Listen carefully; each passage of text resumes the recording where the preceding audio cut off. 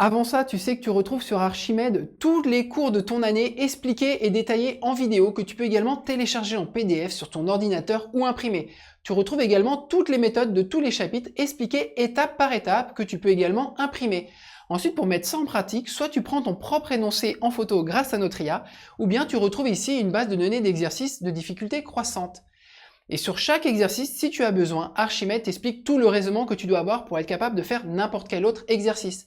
Ensuite, tu corriges tes résultats, tu apprends à bien rédiger et tu gagnes plein de points pour suivre ton évolution. Bonjour, je vais t'expliquer dans cette méthode comment décomposer un nombre en produit de facteurs premiers par la méthode des divisions successives. Si tu souhaites juste rafraîchir les idées, tu peux aller voir le résumé de cette méthode que je fais à la fin de cette vidéo. Cette méthode est sensiblement identique à la méthode précédente par décomposition, au détail près que ici, elle va nous aider à structurer dans quel ordre on va chercher à décomposer et diviser notre nombre de départ. Alors en effet, nous allons en étape 1 effectuer les divisions par les nombres premiers successivement pris par ordre croissant tant que c'est possible. Voyons ce que ça donne toujours sur 350. 350, on prend le premier nombre premier que tu connais qui est 2. Est-ce qu'on peut diviser 350 par 2? Oui. Et on inscrit ici le résultat. 350 divisé par 2, ça fait 175. Ensuite, on continue. Est-ce qu'on peut à nouveau diviser 175 par 2? Et non, parce que ce n'est pas un nombre pair. On passe au nombre premier d'après, qui est 3. Est-ce qu'on peut diviser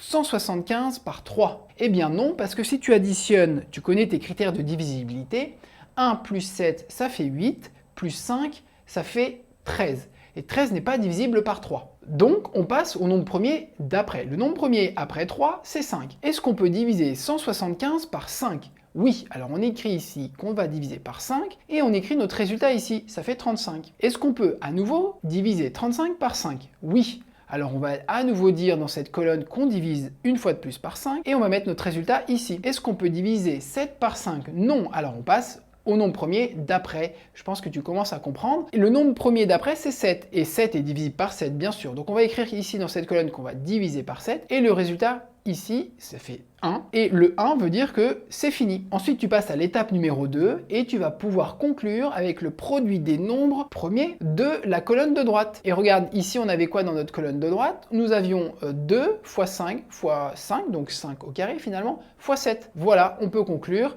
que 350 se décompose en produit de facteurs premiers comme étant 2 fois 5 au carré fois 7. Alors laquelle des deux méthodes est préférable? Personnellement, je préfère l'autre méthode et je trouve plus rapide pour être capable de faire nos divisions parce qu'ici il faut un petit peu plus réfléchir je trouve pour trouver que 350 divisé par 2 ça fait 175 alors que dire que 350 c'est 35 fois 10 me semble plus naturel et après je continue sur mon 35 et sur mon x 10 comme on vient de le voir dans l'autre méthode par décomposition. C'est la fin de cette méthode, je te la résume. Étape numéro 1, tu vas effectuer les divisions par les nombres premiers successivement pris par ordre croissant et tant que c'est possible. En formant ce tableau, on divise par 2, est-ce que ça marche? Oui. Est-ce qu'on peut encore diviser par 2? Non. Alors on passe au nombre premier d'après, etc. Et étape numéro 2, tu vas pouvoir conclure en faisant tout simplement le produit de tes nombres premiers qui est ici, on les regroupements, s'il y en a qui se répètent, par exemple ici on avait 5 qui se répétaient, et donc on va évidemment écrire que c'est 5 au carré.